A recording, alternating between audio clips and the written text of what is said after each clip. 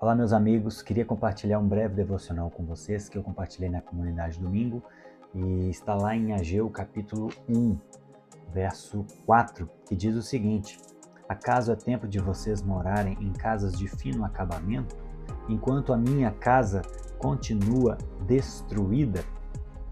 Qual é o contexto aqui desse texto? O povo de Israel já tinha saído do Egito da Babilônia há 18 anos, já tinha voltado para Jerusalém. E há 18 anos eles estavam protelando a reconstrução do templo e da cidade. E aí o profeta Ageu se levanta para exortá-los dessa letargia espiritual, dessa procrastinação. E quando a gente olha para a nossa realidade no Brasil, a gente percebe cristãos que estão passando algo similar.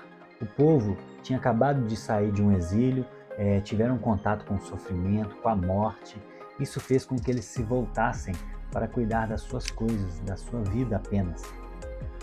E nós, como cristãos, em 2023, viemos de um cenário de pandemia, onde tivemos também contato com a morte, com o sofrimento, e isso assustou muitas pessoas e fez com que elas também voltassem as suas atenções exclusivamente ou prioritariamente para a sua vida e esqueceram das coisas coletivas. E uma delas é a igreja, o corpo de Cristo. Então, no caso de Ageu, as pessoas estavam indo para um lado mais perigoso ainda. Elas estavam construindo casas de fino acabamento, né? Elas estavam se perdendo no excesso. Mas muitas vezes a gente está cuidando de coisas que são dignas da vida, do sustento, de buscar a nossa vocação, de cuidar dos nossos filhos. Tudo isso é bom, é digno e tem que ser feito. A questão é o quanto de energia nós temos empregado disso e o quanto de energia temos empregado na construção de um reino coletivo, que é a igreja, né? E no versículo 5 diz o seguinte: olha, vocês têm plantado muito, verso 6, vocês têm plantado muito, mas colhido pouco. Vocês comem, mas não se fartam, bebem, mas não se satisfazem. Aqueles que recebem salário, recebem-o para colocá-lo numa bolsa furada. Então o profeta Ageu está dizendo o seguinte: olha, vocês até estão produzindo muitas coisas, mas por causa da motivação errada, por causa da mentalidade errada de preocupar apenas com as suas coisas, vocês estão colocando uma bolsa furada. Então isso é muito comum, ver pessoas que até recebem bem, até têm uma vida muito próspera financeiramente, emocionalmente, mas a vida delas eles não conseguem desenvolver isso com o que eles têm, né? Isso é muito comum. Então isso fala de uma bolsa furada, né?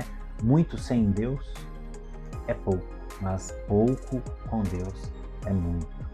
E o último texto que eu queria compartilhar com vocês está lá em Hebreus capítulo 12 e diz o seguinte, Hebreus capítulo 12, verso 1: Portanto, também nós, uma vez que estamos rodeados por tão grande nuvem de testemunhas, livremo-nos de tudo que nos atrapalha e do pecado que nos envolve, e corramos com perseverança a carreira que nos é proposta, tendo os olhos fitos em Cristo Jesus.